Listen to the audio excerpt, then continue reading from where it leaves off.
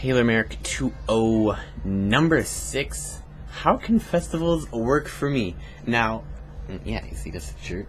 I love this shirt. Best shirt I ever got from New Media Expo 2008. And if you've known me for any time now, I just love talking about New Media Expo 2008 because that expo was a game changer.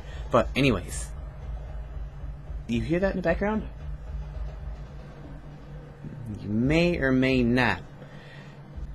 What that noise is from is there's actually a festival right across the street, free to attend. People come in, there's live bands playing until like midnight. Well, not midnight, roughly 10, 11 o'clock at night.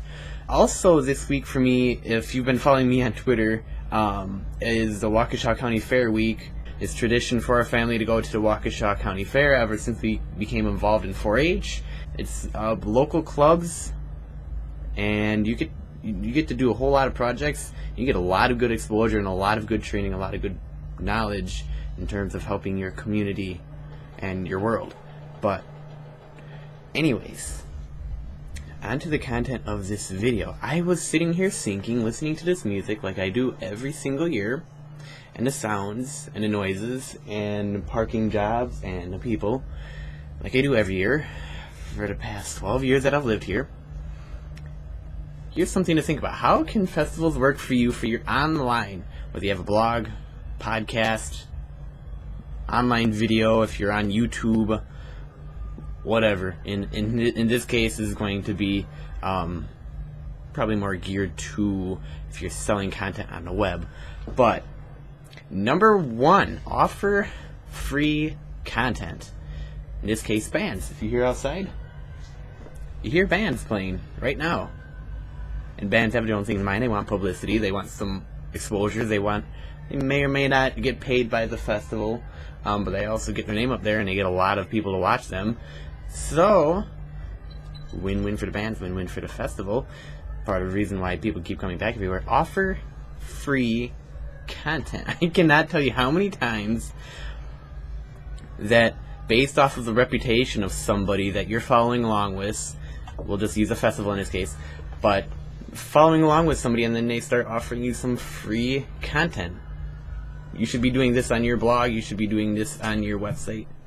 Somebody's breaking glass bottles. You should be doing this for your podcast, for your video cast. So you're selling stuff. Offer free content first. In this case, the bands for festivals. Second point, have sellable items. Where do you think all the festivals make their money from? They make it from food, they make it from the drinks, they make it from the rides, and whatever else they happen to be selling. I have not seen one person walk into a festival to listen to a band and then go home. No, when you're there, they have the drinks right there by it. They have food right there by the booth. They have rides if you bring your children along, the kids, or if you want to go on a ride yourself. They have rides there. All brought about by an appeal factor, by you being there. Just something to think about. Number 1, offer free content. Number 2, have sellable items.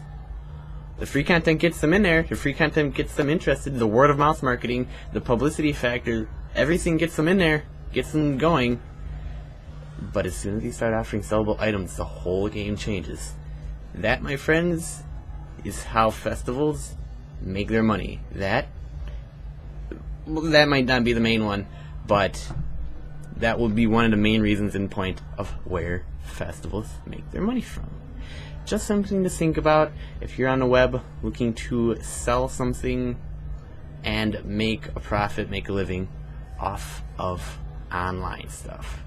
So, just something to think about.